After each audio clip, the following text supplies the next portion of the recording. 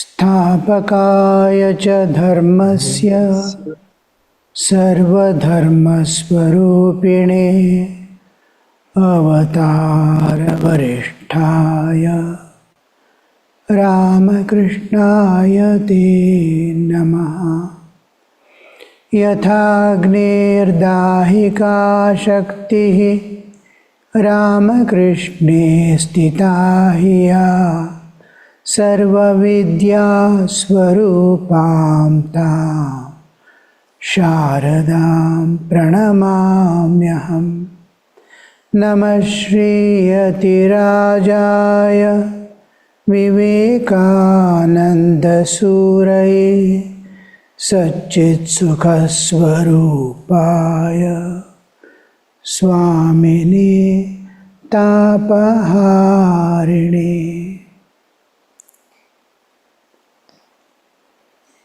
Namaste to you all. We went through the Dhyana shlokas.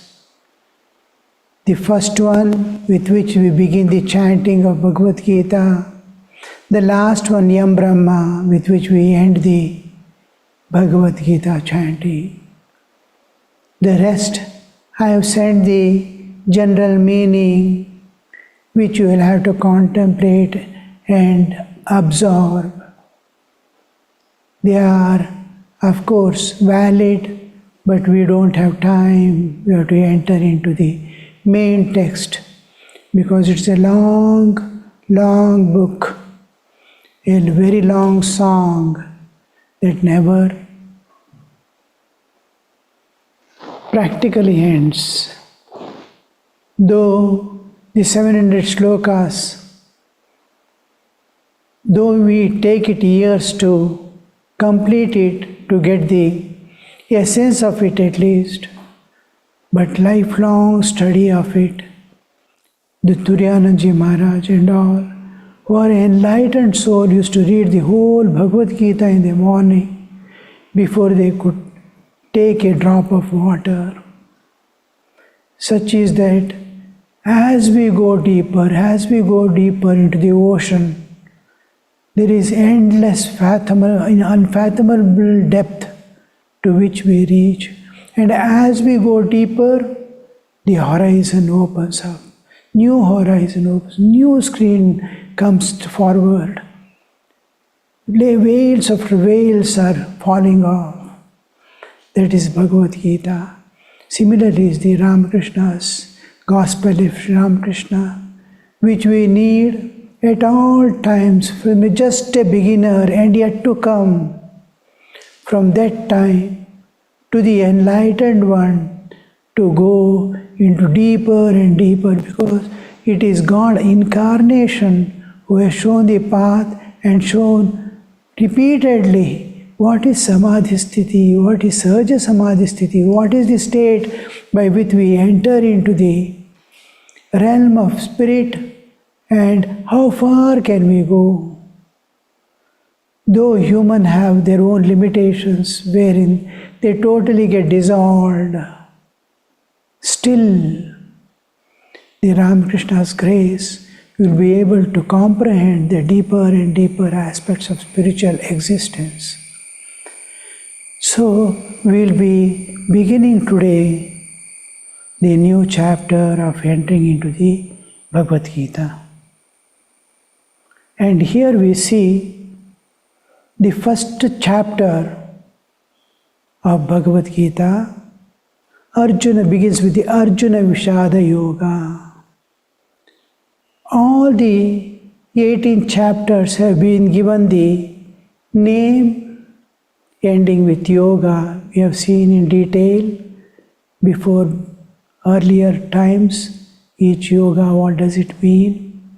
And then Arjuna Vishada Yoga.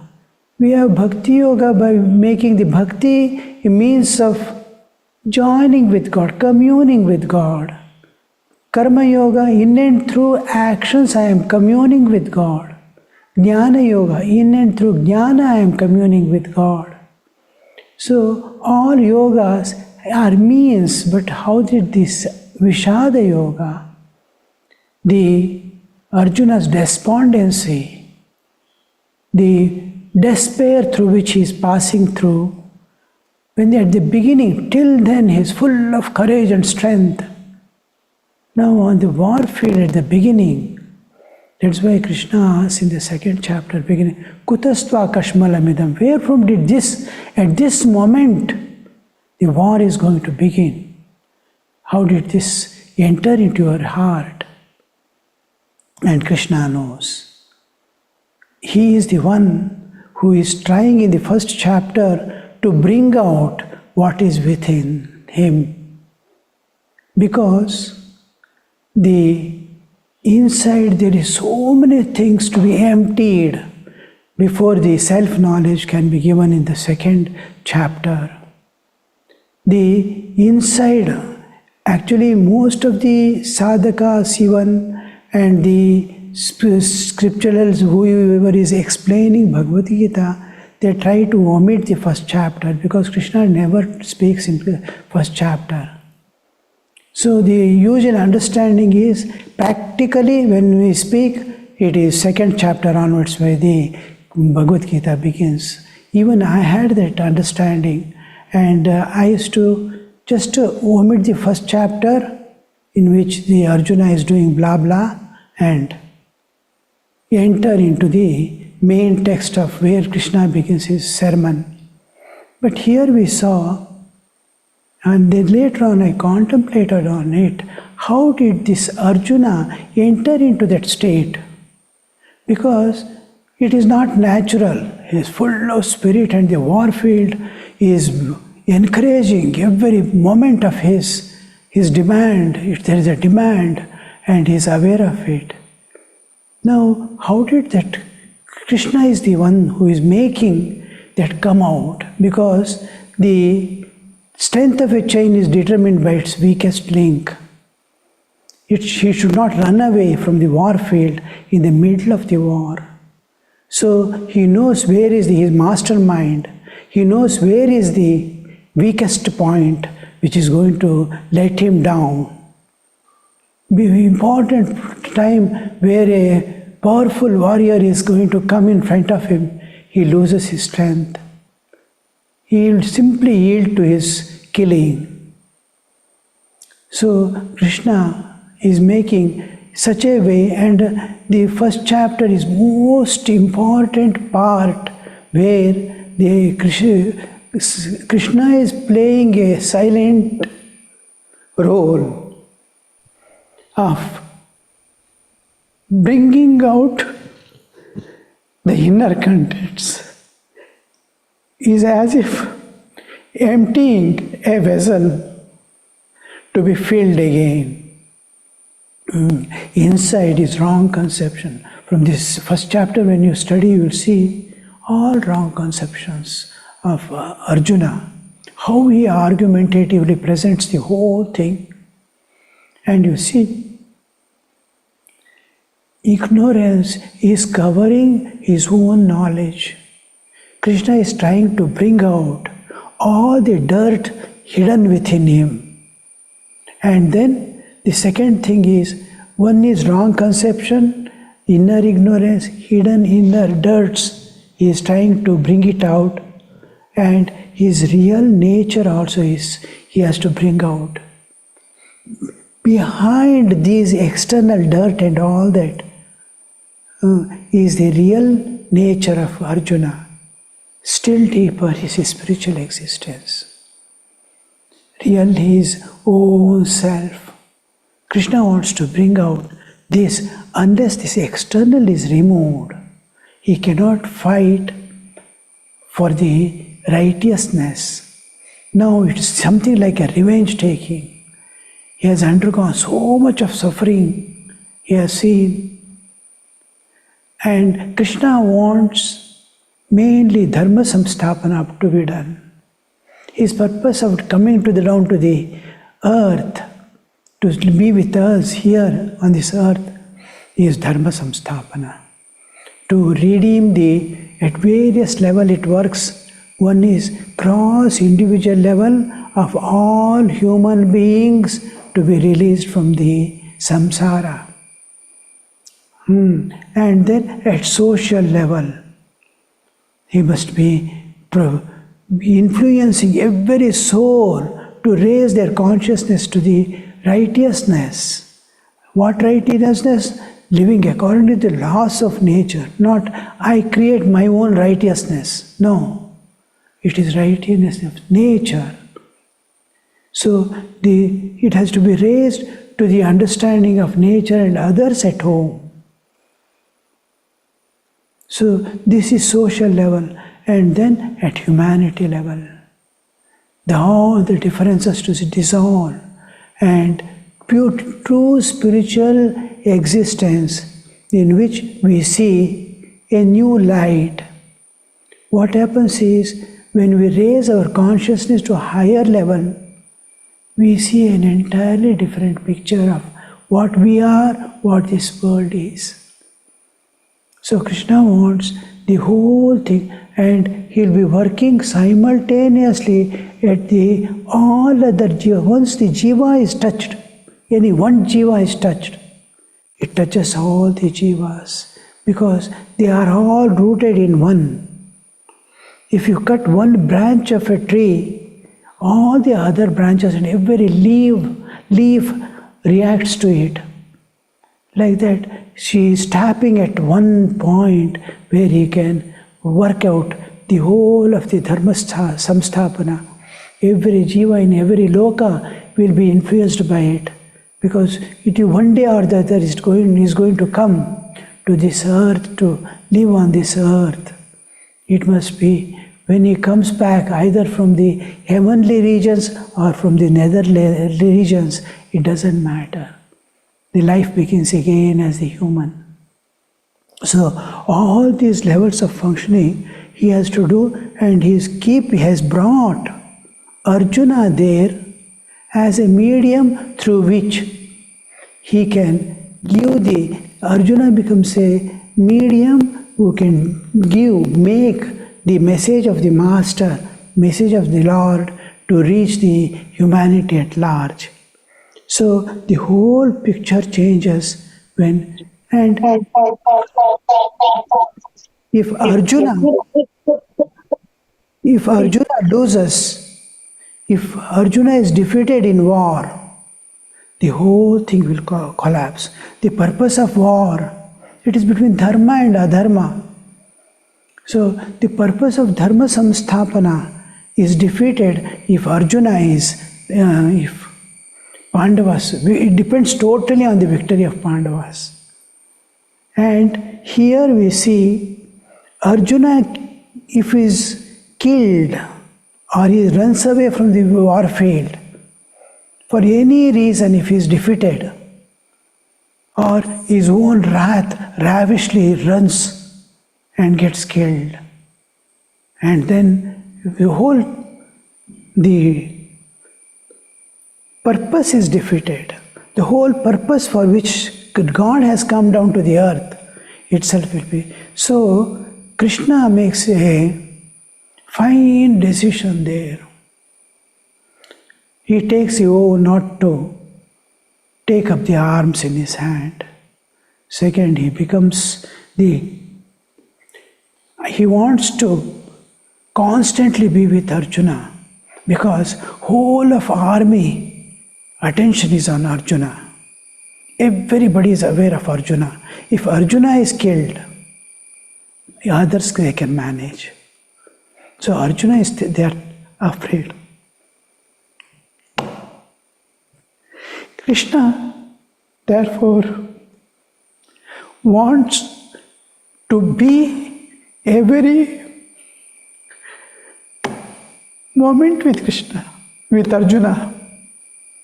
For that, he selects himself to be a charioteer.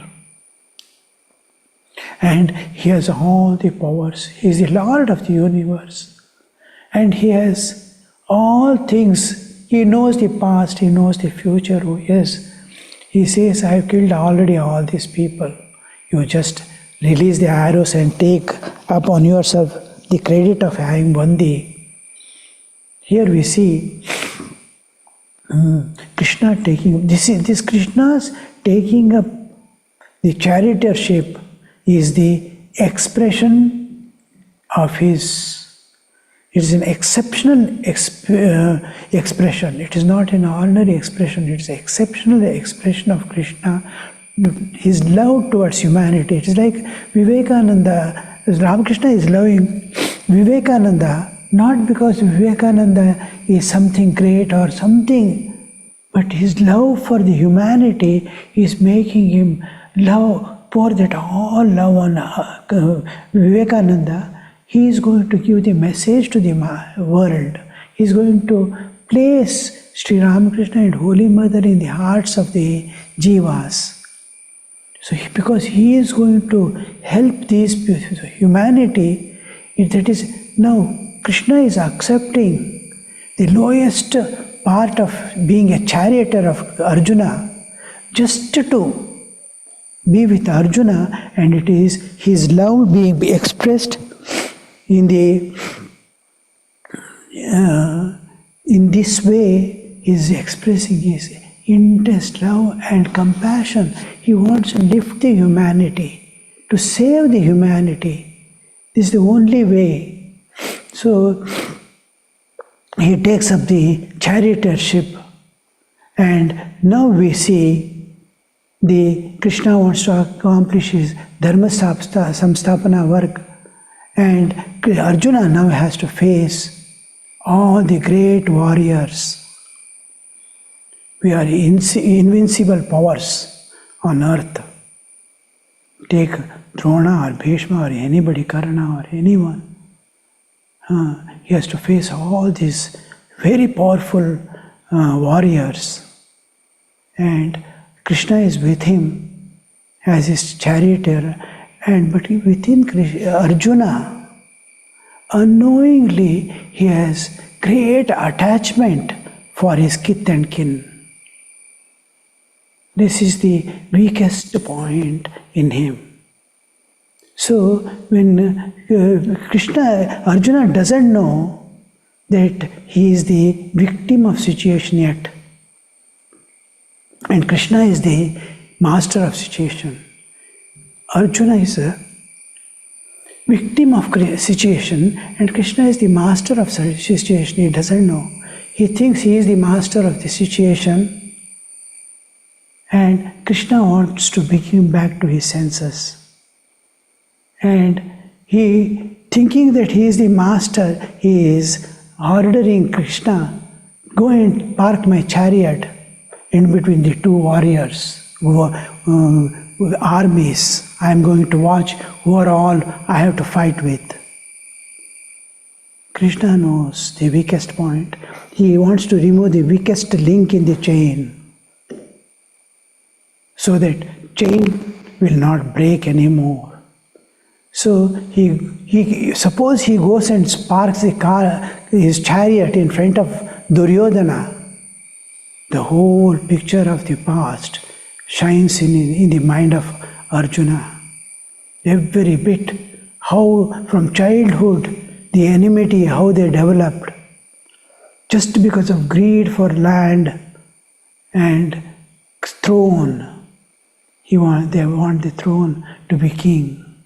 How the whole thing, one after the other, plans, lakagraha, fire, putting fire, then deception in dice play, sending 13 years for this one, derobing.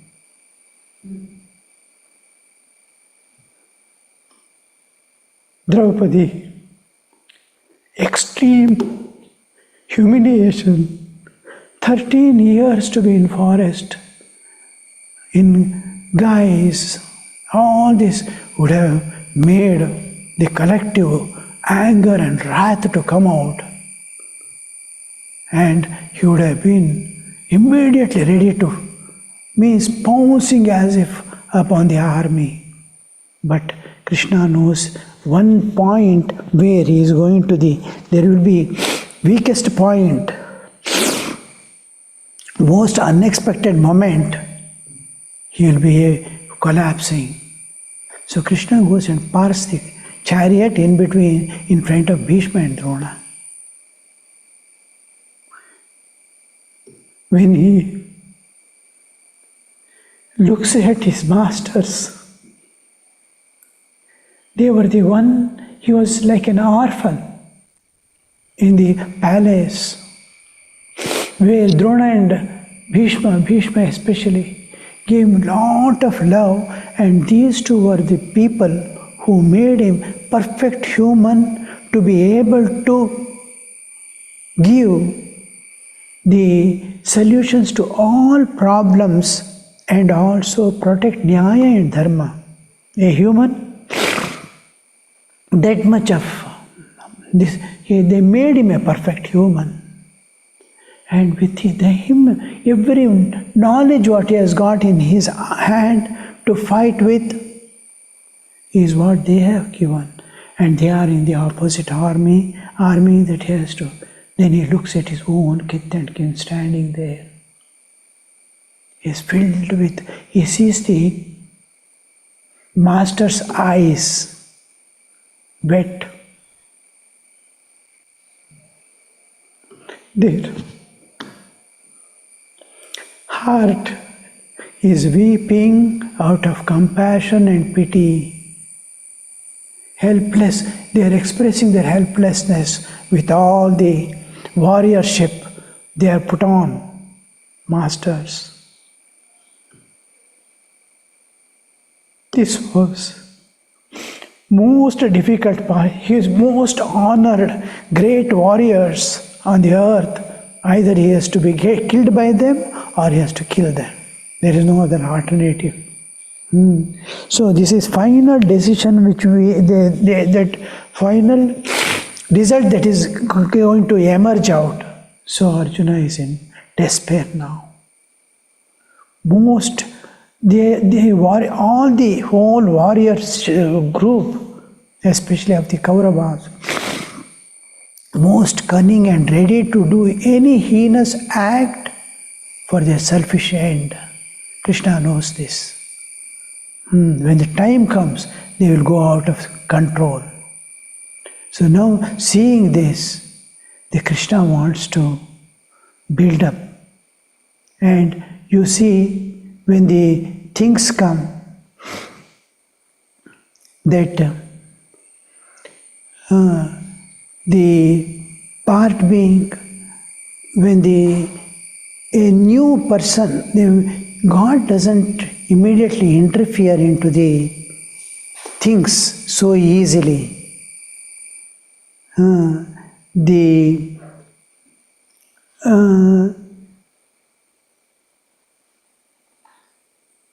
He makes the Arjuna to realize, he wants Arjuna to realize he is not master of situation. He has to be as the nature and divine keeps them. He has to move with the nature's plan and divine will. There is no other way. And Duryodhana, we know, is what he is going to do, how he is going to. And Krishna wants the whole picture to be in such a way that everywhere they follow the path of dharma, even in war field, and reach the perfection, because they have come to protect the dharma. Arjuna has crumbled down, fell apart, his heart is broken, and soul is shivering. Soul enamored by helplessness and pity he sees in their master's heart. And then he begins a great, long, logical argumentation, presenting the worthlessness and futility of the war. And he spoke of love and compassion, of pardoning and forgiveness, so many things Arjuna speaks. And then he's speaking of meaningless, of meanness in climbing the throne after killing all people all his own relatives and all people are killed, and then his own guru also he has killed, and what is the use of climbing such a throne? He has forgotten his duty. He has forgotten the purpose of his life for which. Then the next thing Krishna wants is to bring him back to senses of reality. Know the reality. Arjuna is, you see, Arjuna's situation is such that he is in this state of despair, and Krishna is bringing to senses to make him know, is bringing to him the knowledge that he is the victim of situation and Krishna is the master of situation. And his will alone will work. When Arjuna, when he is full of anger and arrogance, he thinks, I have sufficient strength and courage to conquer these people. And when he looks at the kith and kin, his attachments come out, and he has become extremely weak and helpless. One side his weakness, raga and dvesha. Attachments is making him weak and helpless. Dvesha is making him, I can attack. On one side, his tendency to attack, one side is to flee away, run away from the war field. How the raga dvesha are working, you see. But Krishna wanted him to be neutral, free from raga dvesha, be in perfect equilibrium, full of self-content, and completely within yourself, total self-control, impartial, and do the duties. Fight, for it is your duty. You are not fighting for right, you are not fighting for justice. You are fighting just because it is your duty. So this duty concept, Sri Krishna is bringing to his understanding now. And most of the people feel it is necessary when the injustice is going on, we have to stand and fight. Is it your duty? The wise man will see always, is it my duty? Whom shall I refer to? Whom shall I take into confidence? Who has duty to do this? Second thing is, if he is a devotee, immediately he turns his face to God. Help me, Lord. Intuit me with the proper righteous thinking, what steps I should take and what should be my actions. Guide my actions and thoughts. So from inside, the Lord guides them. So either be a jnani or bhakta and fight. So here, the hatred cannot be destroyed by hatred. Because he is injustice, hatred and all, I cannot hate and destroy. I must be neutral and fight for the righteous thing. Sri Krishna wants him to come to the neutral place and see the few things, love, sacrifice, equanimity. These are the rock foundation of human life. If these are there, love, sacrifice and equanimity, he may have to face lot of difficulties and problems, but he will succeed in life to evolve further towards the eternal freedom. So, important thing is Arjuna is now, we know what is Arjuna's inside, deep inside also we know his real existence also, his purpose of coming, for which Krishna has brought him also we know. But a mold, it's a molded image. It has become broken, it has become spoiled, it has become old. Now, to remold this old mold, which has become old and corrupt, I have to melt it and remold it. Before I can remold it, I have to melt it. And here we see, to create a new person, the old person has to be destroyed. In Arjuna itself, Sri Krishna does this. The old Arjuna has to be killed and new Arjuna has to be brought out. Now, God will not interfere and do anything till the old person has, old personality in a person is eliminated or destroyed. The old person had to completely be destroyed to create a new person again. This takes time. Creating a new person doesn't take time. To destroy the old person, lives after lives, a person is, generally I'm speaking, we are all, lives after lives we have acquired that momentum to be this. And to make him spiritual, how much of telling, how much it will not accept it. The soul doesn't accept. It understands. But he is what he is, not changing. So Krishna wants that total destruction of the old self. Now the old Arjuna has to be destroyed and new Arjuna has to. First chapter you will see the old Arjuna is pouring out everything what is inside. And the old Arjuna is standing in front. And Krishna wants him to be a perfect instrument in the hand of God. If smallest ego, smallest dirt is there in a person, he cannot be instrument in the hand of God.